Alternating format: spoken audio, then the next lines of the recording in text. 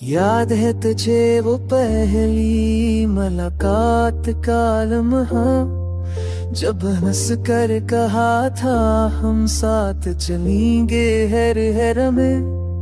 ना धूप का खौफ ना बारिश का गम, बस दोस्ती की छाँव, बस खुशियों का रंग।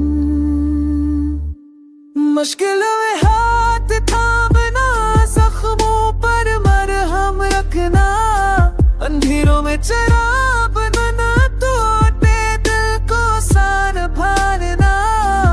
हंसी के कसे आँखों के आंसू, सब कुछ बाता ना कुछ छिपाया।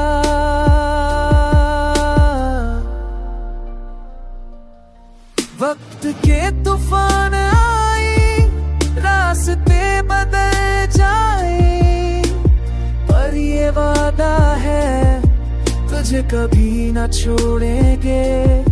चाहे फासले हो, चाहे यादें पुरानी, दोस्ती की दूर कभी ना टूटेगी।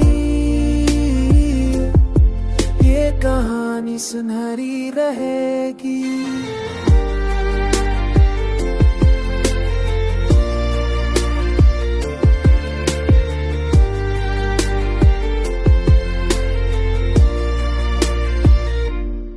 तू मेरा यार, मेरा फख्र, मेरी पहचान,